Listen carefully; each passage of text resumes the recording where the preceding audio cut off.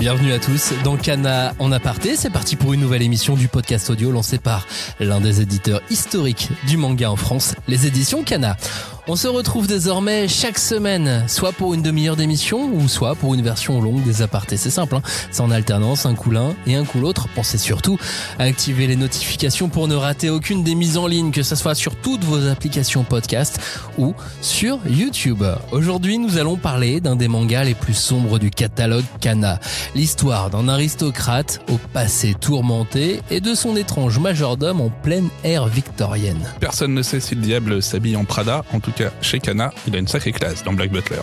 Alors c'est parti pour cette émission surnaturelle, je suis Maxime Bender et je vous invite à poursuivre cette écoute avec Stéphanie Nounès, Mathieu Adman et Antonin Lacombe.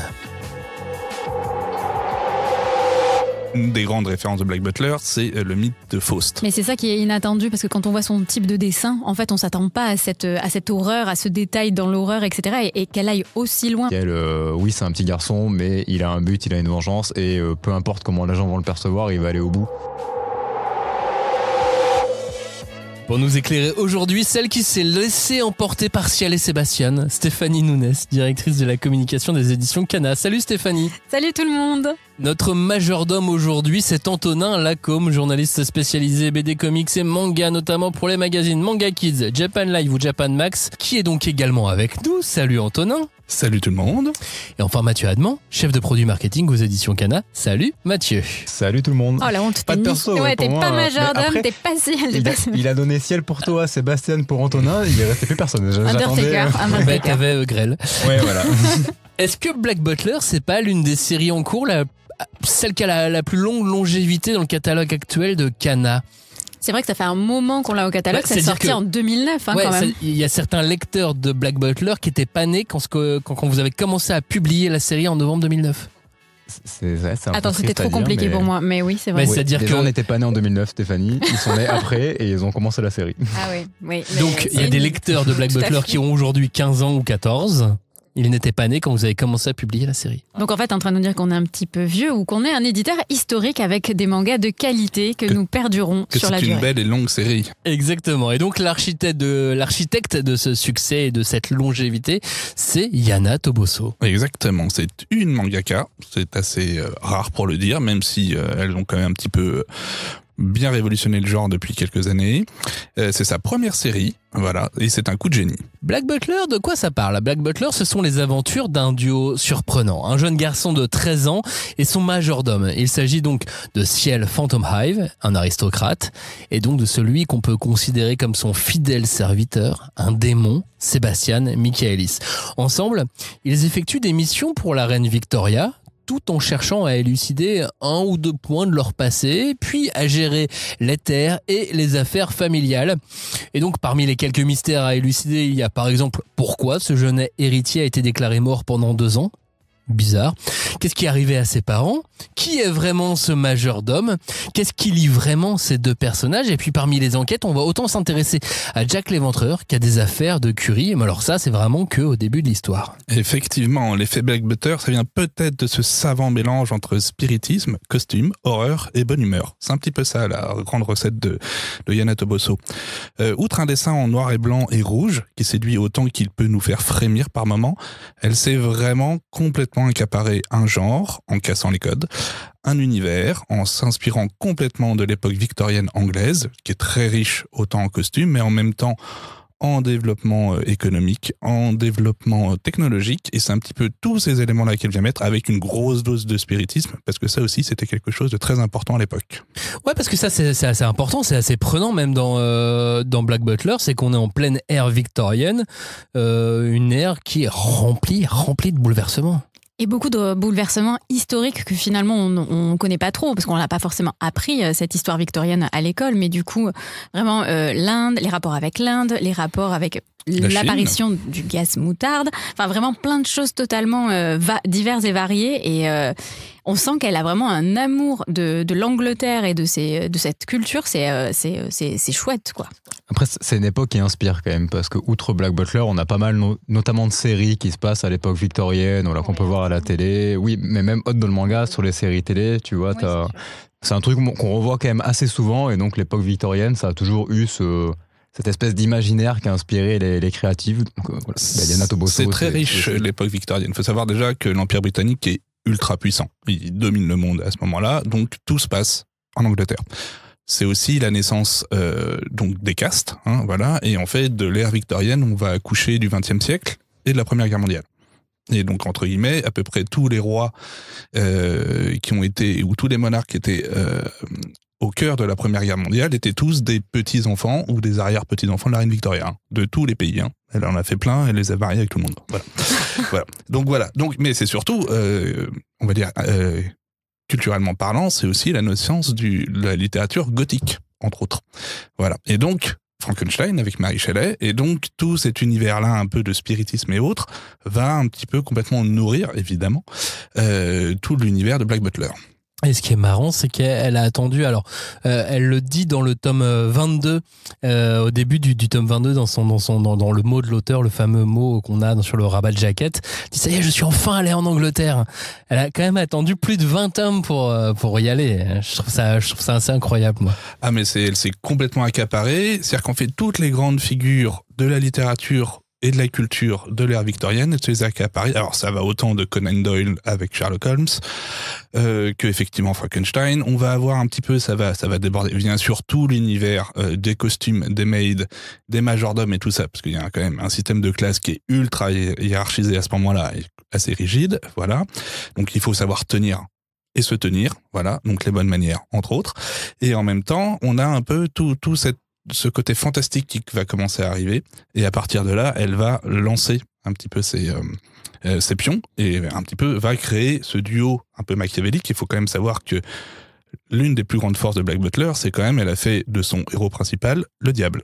Ouais, comment vous le trouvez, ce duo, et Ciel, comment vous l'avez abordé? Moi, au début, personnellement, Ciel, j'avais un peu de mal parce que j'ai eu très vite très peur en fait qu'on arrive sur le personnage qui est surprotégé et qui au final se repose clairement sur Sébastien qui est le diable et qui peut tout faire. Et en fait c'est devenu mon personnage préféré clairement parce que ça se renverse et on voit que ok physiquement il peut rien faire et c'est quand même Sébastien qui va faire toutes les scènes d'action qu'on voit dans Black Butler. Par contre c'est quand même lui le cerveau derrière et c'est lui qui organise tout et notamment les actions de son majordome. Finalement Sébastien n'est qu'un majordome et n'est qu'un exécutant. C'est Ciel derrière qui fait tout. Oh, c'est beau ça. Attends, tu travailles chez Canal, Attends. Alors c'est vraiment une relation sulfureuse qu'ils ont tous les deux et on va voir sur plein d'aspects différents. Et c'est hyper intéressant en fait. Je trouve qu'aussi Yana Toboso, elle est vraiment douée pour distiller en fait la grande histoire dans plein de petites histoires. Effectivement, comme tu dis, il y a Conan Doyle, il y a toute une passage dans le cirque, il y a plein d'arcs très différents et variés. Et en fait, vraiment, elle sait où elle va parce que petit à petit, on en découvre. Elle en distille vraiment ce qu'il faut pour qu'on comprenne vraiment cette relation entre Sébastien et Ciel et qui ne demande qu'à en savoir plus, quoi. C'est vraiment hyper intéressant. C'est très bien fait parce qu'il y a pas mal de séries où effectivement dans l'arc on ouvre des questions et on sait plus tard que c'est quelque chose qui va revenir et qui va avoir de l'importance. Là, moi, clairement, quand je me suis pris certaines révélations ou certains liens avec des arcs précédents, je m'y attendais pas. Pour moi, c'était vraiment juste des arcs. C'est des arcs qui avaient été faits parce que, à l'époque, elle était sur ce délire-là et c'était le moment de l'histoire. Je pensais pas que ça allait avoir une réelle importance par la suite. Et ça, je trouve que vraiment, elle l'a très, très bien ficelé. Il y a un truc qui est très, très agréable aussi, c'est qu'on fonctionne avec un duo. L'un ne va pas sans l'autre. On va en dire un petit peu plus sur ce duo parce que une des grandes références de Black Butler, c'est le mythe de Faust. Voilà.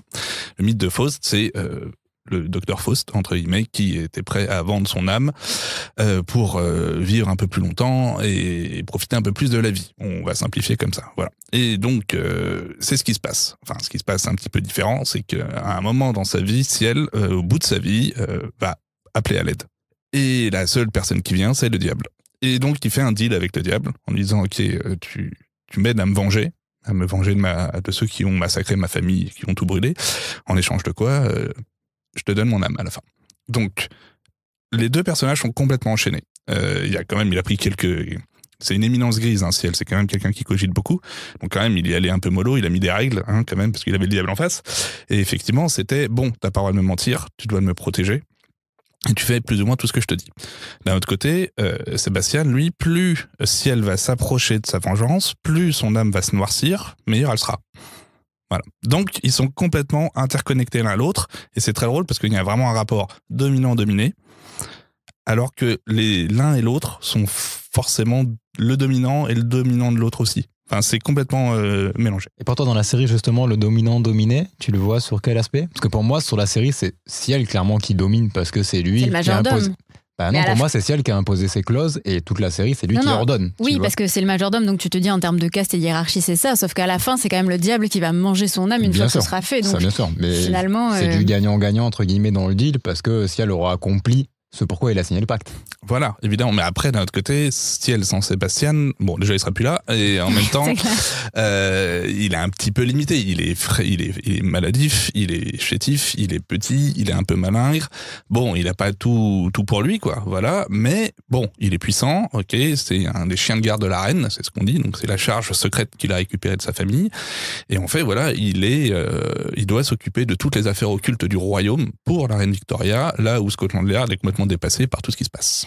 Mais c'est là où ce manga est quand même assez surprenant, parce que entre les apparences, ce qu'on voit, ces beaux costumes, ces personnages sont assez beaux, hein, globalement, beaux et belles, hein, pour tous les personnages.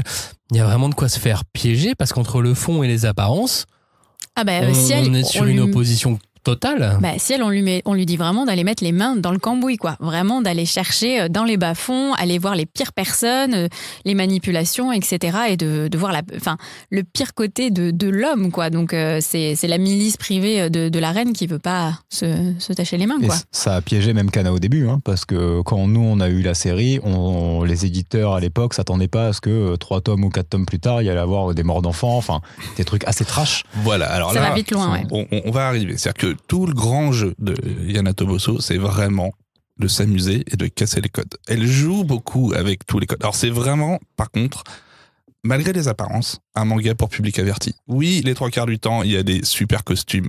Il y a que des petites scènes où il y a des tea time pas possibles. Vous avez vraiment toute une bande de personnages qui sont des joyeux drills un peu branques, mais bon, voilà, c'est un peu le principe on va dire, de la grande bande de potes dans un shonen. Voilà, c'est pas un shonen, parce qu'en fait, sur 2 pages, elle va virer dans l'horreur.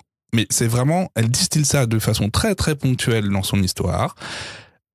Alors c'est bien, au départ ça fait des frayeurs, on aime bien se frayer, voilà. Après, c'est jamais caché, hein, dans le propos, pour le coup, enfin les scènes trash, elle nous les montre et il n'y a pas de détour. Voilà, si l'enfant il saute et il meurt écrasé, on verra l'enfant qui saute. Mais c'est ça qui est écrasé. inattendu, parce que quand on voit son type de dessin, en fait on s'attend pas à cette horreur, à ce détail dans l'horreur, etc. Et qu'elle aille aussi loin, mais c'est ça qui est choquant et à la fois enthousiasmant, non peut-être pas, mais passionnant, quoi. C'est ça qui met un petit peu le sel, le soufre dans mais la série. Mais comme tu dis, elle nous surprend, quoi. Voilà, elle trompe son monde, voilà, comme elle trompe la mort. C'est un peu ça le fond aussi de Black Butler, puisque si elle a réussi à tromper la mort par ce pacte, et puis on va découvrir un petit peu cette mythologie qu'elle a créée. C'est-à-dire qu'en fait, il y a d'autres personnes qui arrivent, qui sont des êtres un peu surnaturels. Les Shinigami, oui. Exactement. On va arriver sur les Shinigami tout de suite. Effectivement, il y a tout un panel de personnages assez fun dans Black Butler. Et effectivement, il y a un petit côté freak and chic, voilà, là-dedans. Et donc là, les Shinigami sont en gros ce qu'on appelle en français des psychopompes, donc vraiment des faucheurs. Voilà. Donc, alors, on n'est pas dans Bleach. Voilà. C'est vraiment c'est des personnages qui sont au service. On ne sait pas exactement de qui, voilà, de Dieu ou des supérieurs. Ils fonctionnent comme une entreprise, hein, ça, c'est rigolo. Ah oui, c'est clair. Ils doivent faire des rapports, des comptes rendus. Mais après, on apprend que ce sont des personnes qui se sont suicidées, voilà, et qui en fait, c'est leur punition, selon le suicide, selon le mode, etc., ils doivent remplir un carnet de mort, quoi. C'est ça, et donc en fait, ils doivent, entre guillemets, accompagner les gens dans la mort, voilà, ils sont punis pour ça, et quand ils auront, entre guillemets, ils auront été jugés comme en ayant suffisamment accompagné, ils auront un peu la paix éternelle où ils pourront passer à autre chose. Voilà, il y en a qui aiment beaucoup ce rôle. C'est ça qui est drôle, c'est que chaque Shinigami a vraiment sa personnalité totalement déjantée, totalement... Voilà. Alors c'est quoi vos préférés à vous dans les Shinigami? Parce qu'il y en a quand même quelques-uns. On en a discuté tout à l'heure. Alors moi j'avoue que les Shinigami, c'est sûrement ce que j'aime le moins, en fait, dans Black Butler. J'adore le côté policier enquête, et finalement c'est les arcs où ils apparaissent où je me dis oh oui bon non, remettez-moi juste quand il enquête pour la reine. Pourtant Undertaker il arrive souvent dans les les top 5. Moi l'Undertaker je pense que c'est le personnage pour le coup que j'aime le moins. C'est celui qui concerne le moins au début parce qu'on sait pas trop qu'il est Shinigami, etc. Donc il y a un petit côté tiens il y ressemble mais qu'est-ce que c'est que ce perso. Après, les autres sont quand même vachement plus déjantés avec leur faux de la mort. L'un, c'est une tondeuse. Othello, sur la fin, quand il débarque. C'est la fin, non? C'est ça. C'est le mec qui, normalement, est dans le labo, il n'est censé jamais être sur le terrain, et du coup, débarque, et pour le coup, il apporte un truc un peu différent par rapport vraiment au mec sérieux et à Grell qui est en mode ouloulou, la vie est une fête. Othello, j'ai bien aimé clairement quand il est arrivé. Après, voilà, moi les Shinigami, bon. Si c'était pas dans la série, ça m'irait très bien. Voilà. Ce qu'il faut bien comprendre, c'est que les Shinigami et les diables, ça marche pas bien ensemble. Parce que les diables piquent le boulot des Shinigami, puisqu'ils piquent les âmes. Et donc, ça affiche un petit peu le bazar dans la liste et dans l'administration un peu compliquée et un peu lourde des Shinigami. Et à partir de là, ils vont rentrer un petit peu en compétition, voire ils vont un peu se taper dessus. On va revenir un tout petit peu sur Undertaker, qui est un personnage un peu particulier. C'est un très vieux Shinigami et qui va vraiment faire sa sauce. Et ce qu'il faut bien comprendre, c'est qu'il y a plusieurs... l'histoire sous Black Butler, donc l'origine de la nuit du massacre et qui est derrière, on commence à avoir des pistes. On sait qu'il y a chacun qui joue un petit peu sa partie et Undertaker, il y joue la sienne. Oui, c'est-à-dire qu'on va pas spoiler, mais effectivement, garder Undertaker... Jusqu'où on peut aller, parce que là, j'ai... Garder Undertaker à l'œil. Non, je voulais juste revenir sur un truc. Tu disais, c'est pas un shonen. Enfin, si, c'est un shonen, mais c'est juste que on a en France, on a utilisé les termes shonen, seinen, shoujo, etc. Et josei un peu avec la première définition qui nous est tombée sur le coin du nez, et ce qui n'est pas forcément une définition universelle. Ce qui est important avec un manga comme Black Butler, c'est de comprendre dans quel magazine il a été prépublié, qui est donc le J-Fantasy, un magazine de Square Enix, qui lui déborde un petit peu plus qu'un Shonen Jump ou qu'un Shonen Magazine. Complètement. C'est-à-dire que là, on est un peu entre le Dark Seinen et autres. Voilà. Après, c'est sombre, ça c'est clair. Bon, en plus, le graphisme est prodigieux, vraiment, et c'est de mieux en mieux au fur et à mesure que ça avance.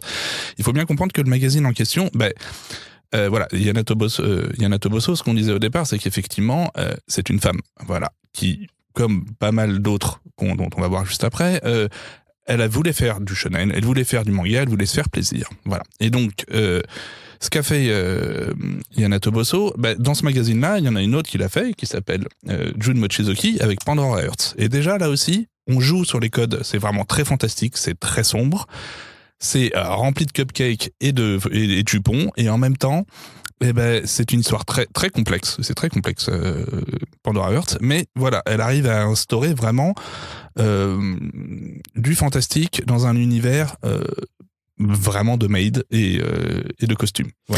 En parlant de costumes et de maid, je vous propose maintenant d'aller en aparté avec une experte en mode, et on va s'intéresser à l'aspect vestimentaire de Black Butler avec Carmen.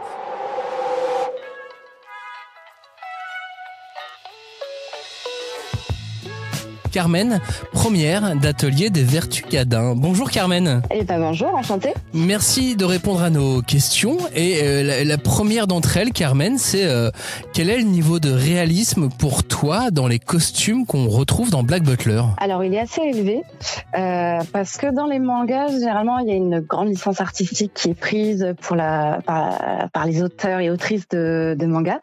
Et là, on sent que l'autrice a voulu une vraie réalité historique du costume. On sent qu'elle s'est renseignée parce qu'on suit quand même de très très près les vrais codes vestimentaires qu'on pouvait avoir dans cette période de fin des années 1888-89.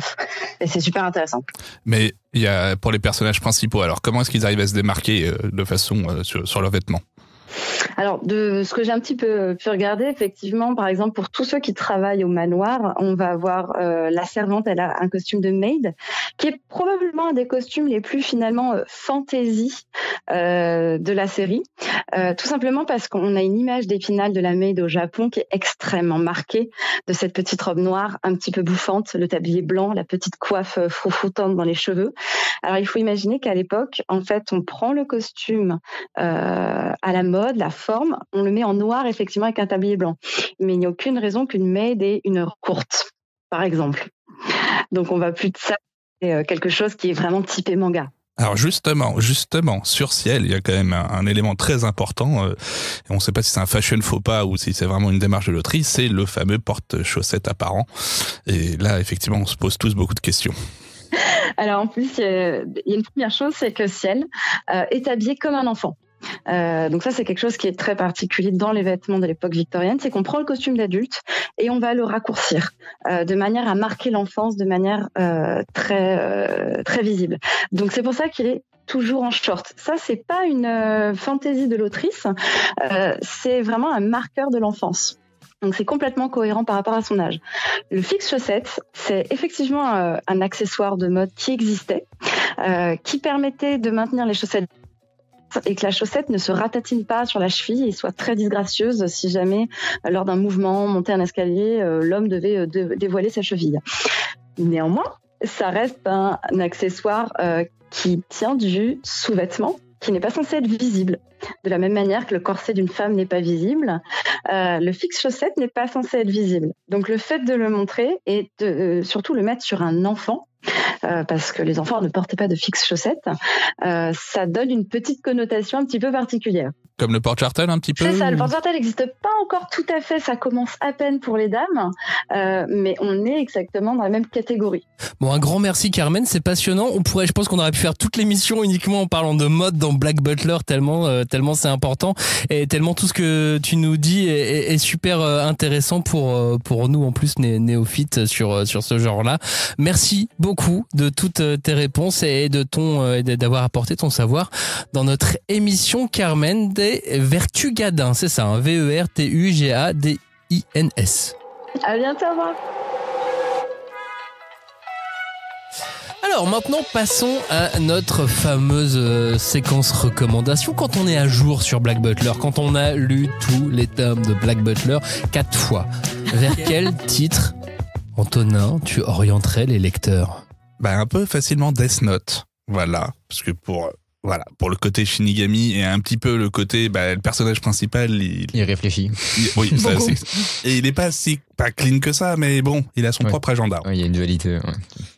Alors que l'évidence, ça serait de s'orienter vers Moriarty. Ouais, complètement. Dans la même époque. Voilà, il y a ce côté un peu, effectivement, beaucoup plus enquête à ce moment-là, ça c'est sûr.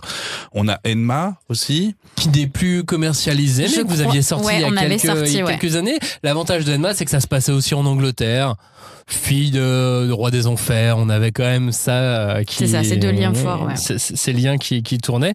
Après, il y a des choses plus joyeuses, non ? Oh, tout à fait, il y a Versailles of the Dead ou Bucket List of the Dead. Parce que bon, on va pas se mentir. C'est vachement bien. On joue très quand même avec la mort et on va voir des choses... des vampires, des zombies, des Frankenstein, voilà, c'est quand même, on joue sur les limites, voilà. On est dans le fantastique et on fait un des petits côtés de Yana Toboso justement qui s'amuse à jouer là-dessus, du fait qu'il y a eu beaucoup de découvertes à cette époque-là. Elle, c'était une super façon pour elle d'expliquer tous les événements surnaturels, pas en recourant aux dernières technologies de l'époque. Voilà. Bon, évidemment, elle a fait quelques anachronismes, mais voilà, elle s'amusait aussi, elle s'amuse dans le manga à faire ça. Donc, Bucket List of the Dead, autant vous dire que là, on est dans quelque chose de quand même beaucoup plus joyeux, malgré le nom, que Black Butler, finalement. Versailles of the Dead, on est un peu, on est juste plus dans l'action, quoi. Ouais, là, c'est de l'action pure et dure en 3 tomes. L'époque n'est pas totalement la même, mais bon, on est quand même dans la Renaissance, donc c'est pas l'époque moderne. Non, mais ils ont des costumes. Il y a des morts. Il y a des costumes et il y a des morts. Et dans la famille, on a Mary Graves aussi qui peut totalement... Ah oui, c'est vrai. Avec le côté un peu Shinigami, etc. Croque-mort. Tout doucement aussi. Est-ce que tu avais d'autres recommandations, Antonin ? Moi, j'en avais une, parce que quand même, la plus grande mangaka, c'est quand même Arakawa, avec Full Metal Alchemist, et surtout pour le fond. Alors non, parce qu'elles ont aussi pas mal de rapports. Les femmes mangaka, quand elles font des séries comme ça, les scènes de combat et d'action sont toujours très courtes. Voilà, elles vont pas s'étaler sur 3 chapitres, c'est vraiment sur quelques doubles pages et autres, c'est très efficace.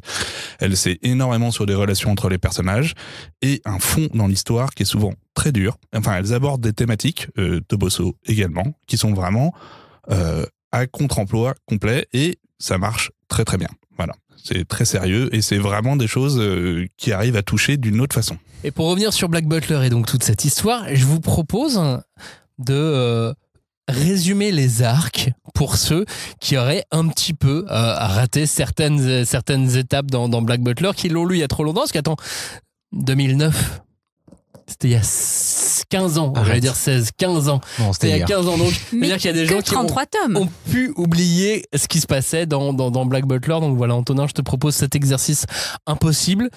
Bon courage. Lister et résumer les arcs. Voilà. Alors, l'énorme avantage de Black Butler, c'est que l'autrice quand même fait des arcs très courts de 3 tomes. 2-3 tomes, donc il y a moyen de s'y retrouver. Ouais, 2 au début, puis 3 ensuite, hein, à peu près. C'est ça. Donc au départ, c'est une introduction pour expliciter un petit peu le pacte. Ensuite, on va un petit peu virer sur Jack l'Éventreur. On va aller au niveau découvrir la culture indienne et surtout, parce que quelque part, l'Empire britannique, c'est quand même l'Inde. Voilà. On va voir aussi un petit peu la Chine, hein, parce qu'on est en pleine guerre de l'opium. Donc là, c'est la partie Food Wars de Black Butler. Complètement. Exactement voilà. ça. Un duel de curry, vous m'en direz des nouvelles. Ensuite, on va virer au cirque avec le côté freak show. Voilà. On va Qui ensuite... est super, ce côté freak show qui est extrêmement important et emblématique de cette période. Complètement, c'est vraiment on aime les bizarreries, voilà, c'est ça, on veut les les monstres, voir. quoi, enfin, complètement. Les pseudo-monstres. Ça colle bien au ton de la série qu'elle essaye de mettre au début, où le cirque, le clown, tout ça, voilà. C'est mystérieux et un peu effrayant et intriguant, et c'est le ton qu'elle donne assez rapidement quand même avec Sébastien. Exactement. Et autant cet arc aurait même pu être un tournant, elle aurait pu vraiment partir totalement différemment sur la suite de la série à partir de cet arc. C'est vrai parce que celui-là, il termine de manière assez dure. Ouais. Enfin, et c'est vraiment la première fois où il y a un arc qui... Ah oui, on en est là, quoi. Ouais. On va à ce point-là. Jack l'Éventreur, en fait, passe très vite. Donc, Ouais. c'est dur, mais c'est qu'un tome, et finalement, l'action se passe assez rapidement. Là où, effectivement, l'arc du cirque, on peut se dire, ok, bon, là, après avoir fait le curry qui est sympa, mais voilà, qui est déjà sur un ton un peu plus sympa. Là, l'arc du cirque, on se dit, oui. Et juste 3 tomes, elle arrive quand même à ce qu'on accroche au personnage, quoi. Enfin, parce que du 3 tomes, tu pourrais dire, bon, t'as pas le temps de te dire, lui, on le voit plus, c'est pas grave. Il y a quand même, elle arrive à nouer une émotion quand il se passe quelque chose. Enfin, tu choisis ta team, quoi. Ouais, mais 3 tomes, c'est 1h30, 2h, 2h30 de lecture. Donc finalement, par rapport à un film, c'est même plus. Hein. Ça dépend, 3 tomes de quoi. Ouais, 3 tomes, voilà, je veux dire, non, mais une de heure et Butler, demie. ouais. Conan, c'est un tome, 1h30. Après, Oui, et c'est un demi-tome de Hunter x Hunter. C'est ce que j'allais dire. Exactement. Après, effectivement, en plus, elle va redonner une dimension aux employés de maison. Parce qu'ils ont aussi un rôle que burlesque, et là, on va voir vraiment à quoi ils servent. Ensuite, on va enchaîner avec un Cluedo géant, une murder party, donc ambiance les 10 petits nègres. Bon, on est un petit peu en avance, mais plutôt ambiance Sherlock Holmes. On va ensuite partir en croisière, qui va très vite virer au Titanic. Voilà. On a un bel arc ensuite qui se passe dans la public school. Alors, public school, c'est un faux ami, hein, c'est les écoles privées très sélectes anglaises. Hein, voilà. C'est là où il y avait Kate. Exactement. Voilà. Entre autres. Voilà. Elle va bien. Je suis des nouvelles, ça va. Sébastien veille au grain. Tout va bien. Ensuite, on va partir en Allemagne. Et là, d'un coup, on va découvrir l'univers un petit peu du loup-garou, de la forêt noire. On va découvrir les prémices donc de la Première Guerre mondiale et un petit peu de ce qui va se passer. Et là, on va commencer un petit peu à rentrer un peu plus dans la noirceur de la série. Allez, ensuite on repart à Londres avec toute la partie sur les musicals. Voilà, donc là où vous allez avoir tout un univers avec des boys bands, certains membres. Ça c'était assez loufoque, ça m'a un peu...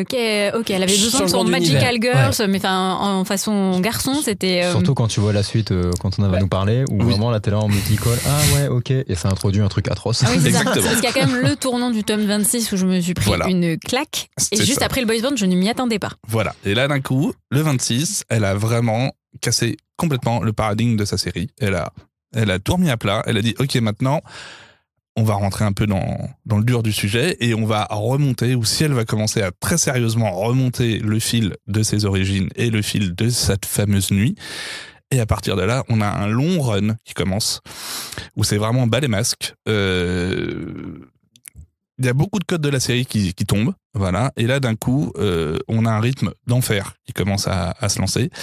Bon, c'est un tome par an, hein, quand même, parce qu'elle est dans un magazine mensuel. Et là, c'est un peu ce qui est dur, c'est qu'effectivement, depuis 6 tomes, maintenant... Il faut attendre. Voilà, et on guette maintenant. Mais c'est ça qui est important, c'est-à-dire que ça nous arrive parfois. On est tous comme ça, nous lecteurs de manga.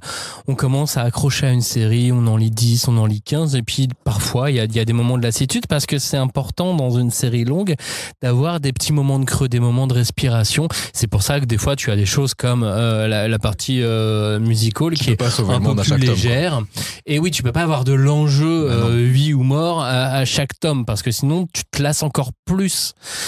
Et tu oublies parfois de reprendre la série. Mais là, on vous dit, c'est pas le possible. tome 26, si vous n'êtes pas allé au tome 26, vous ne savez pas ce qui vous attend dans Black Butler. Voilà. Bon, prenez le 25, comme ça vous allez prendre un peu d'élan. Voilà. Mais tu l'avais dit dans la... Lisez les 25 premiers aussi. Hein, mais... Oui, non, c'est clair. Ça Mais aide un dans, peu, quoi. dans la préparation au podcast, Antonin, tu nous avais dit le 26 et tout. J'étais là, oui, d'accord.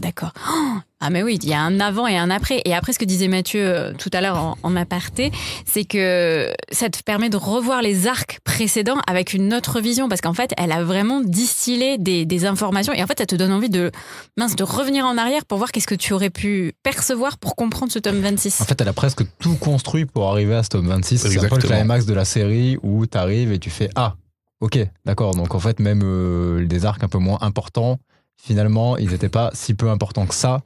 Et si c'est pour donner cet événement que vraiment on voit pas venir, en fait, vraiment, tu penses que tu vas commencer un tome comme un autre et que tu vas arriver sur un autre arc et là tu fais « Ah, ok. » Voilà. C'est... En gros, pour ceux qui connaissent un petit peu Berserk, c'est l'équivalent du tome du sabbat.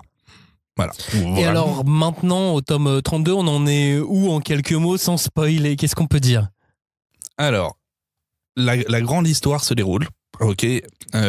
Peut-être pas aussi vite qu'on le pensait, mais bon, quand même. Voilà, ça se déroule. On a pas mal de flashbacks sur certains sur les domestiques qui vont d'accord en prendre un peu plus d'ampleur. Alors, c'est des personnages un peu particuliers parce que c'est vraiment les pires domestiques de la Terre. Voilà, les plus maladroits et autres. Mais il n'y a pas de gap d'expérience, quoi. C'est incroyable. Non, de toute façon, c'est Sébastien qui fait tout, Manoir. Hein. C'est pas compliqué. Surtout, il dit toi, reste dans un coin, c'est mieux comme ça. Voilà. Par contre, au moment où, d'un coup, leur maître est en danger, là, d'un coup, ça devient des psychopathes. Voilà. Donc, je sais pas si vous en avez un préféré. Moi, c'est Tanaka. Hein. C'est le vieux japonais complètement sénile. J'adore. Qui, quand il faut, il repeint les murs, quoi. Il m'a déçu, moi. J'avoue que, justement, il m'a un peu déçu sur la au tome gestion 27, là? Ouais, ben oui. C'est qui vos personnages préférés? On en parlait, justement. Moi, je trouve que c'est un peu compliqué d'en avoir un autre que soit Ciel, soit Sébastien, parce qu'ils sont quand même vachement plus mis en avant par rapport à tous les autres personnages de la série, et même les secondaires. Mais c'est la relation à elle-même aussi. Ouais, mais même, tu vois, justement, les domestiques, qui sont présentés quand même de façon burlesque, ce qui fait qu'on a beaucoup de mal à les prendre au sérieux, même si, de par moments dans la série, on comprend que c'est pas juste des idiots, en fait, qui font n'importe quoi.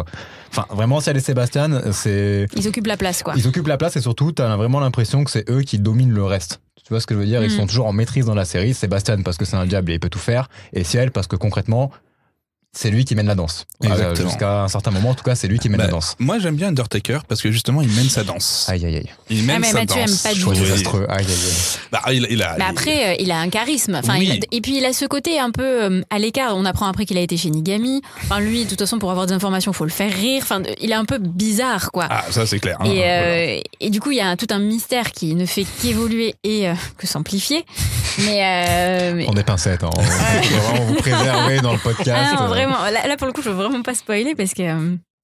Et si vous avez une scène favorite ou une scène que vous avez vraiment gardée en mémoire? Alors moi, c'est la scène du corset. Alors, c'est là où tout... Ah oui, c'est vrai, tu nous avais envoyé des captures. Voilà, c'est tout l'humour de Yana Toboso. C'est qu'en fait, elle sait ce qu'elle fait, elle s'amuse à virer au boys love de temps en temps. Voilà, elle crée une espèce de relation complètement sulfureuse, pas de temps trouble. en temps, voilà. Souvent quand même. Hein. Et donc, dès le 2e tome, elle fait une scène sur 2 pages, voilà, où Sébastien lasse un corset à Ciel, avec une scène, mais il n'y a rien de montré, c'est que des bulles, c'est suggéré et autres, et c'est tordant de rire à quel point elle joue sur les codes et elle montre ce que les gens veulent voir en faisant une petite pirouette à la fin pour dire je vous ai bien eu. Moi j'en ai plusieurs, je dirais que c'est celle en fait où on voit le côté un peu diabolique de Ciel, donc la fin de l'arc du cirque quand il recrute justement Snake et en fait tu comprends qu'il lui fait un mensonge de fou furieux et tu fais ah ouais c'est chaud. Et donc pareil la même chose à la fin de l'arc avec Conan Doyle quand justement il explique un peu tout le plan à Conan Doyle et tout ce qui s'est passé. Où t'entends qu'en fait Ciel, oui c'est un petit garçon mais il a un but, il a une vengeance et peu importe comment les gens vont le percevoir, il va aller au bout. Et du coup je trouve que ça donne beaucoup de profondeur au personnage et ça me le fait aimer un peu plus quand même. Donc oui, Ciel est mon personnage préféré par ailleurs. Alors c'est compliqué, hein. J'ai beaucoup réfléchi. Je suis toujours pas sûre de ma réponse, mais ça va être celle-là. Moi j'aime beaucoup le passage de la princesse verte en fait, parce que je voyais pas du tout venir l'histoire du gaz moutarde et de l'autre. Enfin tu vois, je voyais pas ce pan de l'histoire qui allait être ouvert sous couvert de loup-garou. Donc est-ce que c'est pas la première fois où ils vont hors de l'Angleterre, à part peut-être sur le bateau, mais voilà. Oui. Parce que, Ouais, c'est la première fois qu'ils vont en ça Allemagne. quitte l'Angleterre et Ouais, du coup tout à fait. ça donne un truc, ça ouvre d'un coup l'univers de la série aussi. Ouais. Tout va pas se passer qu'en Angleterre et comme tu dis, c'est les prémices de la Première Tout à Guerre fait. mondiale et donc peut-être un jour il y aura la France. Enfin, voilà. On imagine qu'elle va pas se cantonner au manoir du coup de Phantom Hive. Donc ça, j'ai beaucoup aimé. Bon, après, elle ramène quand même la princesse verte en Angleterre, faudrait pas déconner pour revenir aux sources. Et après, quand même, moi, j'aime bien le personnage de Soma. Donc j'avoue, on sait pas qu'est-ce qu'il fait là, parce que c'est le plus joyeux. Enfin, c'est vraiment pour le coup, c'est un mec plein d'empathie, prince indien qui vient, qui aide pour faire le curry. Enfin, tu te demandes un peu qu'est-ce qu'il fait là. Et petit à petit, en fait, tu vois qu'il le fait revenir. Enfin, Yana Toboso, elle le fait revenir de temps en temps. Et là, c'est caricatural, parce que pareil, ce fameux tome 26, il se passe quelque chose. Bon, là, on sent que il va changer de caractère, Il mais va peut-être plus faire de curry, quoi. ouais, là, il va plus faire de curry. Et enfin, vous avez envoyé combien d'emails à Square Enix pour demander la venue de Yana Toboso? Beaucoup. Un par an, c'est à peu près pareil? C'est à peu près pareil, mais a priori, Yana Toboso ne voyage pas. Ne prend pas l'avion. Il me semble que c'est elle qu'elle ne prend pas l'avion et que du coup, on s'était dit en bateau, ça allait faire un peu compliqué. Et avec peut-être le stress du Campagna de l'arc, je me dis qu'elle voudra peut-être jamais prendre le bateau non plus. Alors, on y mais va. alors quand on lit Black Butler, elle peut totalement prendre l'Orient Express. C'est pas faux. Bah, t'as raison. Ça coûte un peu plus cher, soit, mais c'est faisable. Et en plus, elle pourra continuer à faire ses planches dans le train. C'est vrai. Je veux C'est pas malin. dire de bêtises, mais est-ce qu'aussi elle refuse pas d'apparaître en public? Oui, il y a ça aussi. il y a un- C'est pas la seule. Hein. Oui, parce que c'est un peu compréhensible des fois au Japon sur Oui, certains fans un complètement. peu trop extrêmes, mais voilà, vraiment t'as une vraie réticence en fait à voir le public. Donc Après, je forcément, préfère c'est un qu'elle peu- ne vienne pas et qu'elle continue son rapport par la fin. Là, c'est sûr. Pour une fois. Et pour finir, Antonin, il y a aussi un petit truc que t'adores, tu voulais absolument en parler, c'est la petite parodie de fin. Complètement. Alors déjà, faut savoir quand même, parce que là, on a parlé beaucoup de noirceur, de spiritisme et tout, mais c'est quand même à 98% un manga drôle. Il y a énormément d'humour dans Black Butler. Hein. C'est justement là où elle trompe un petit peu son monde.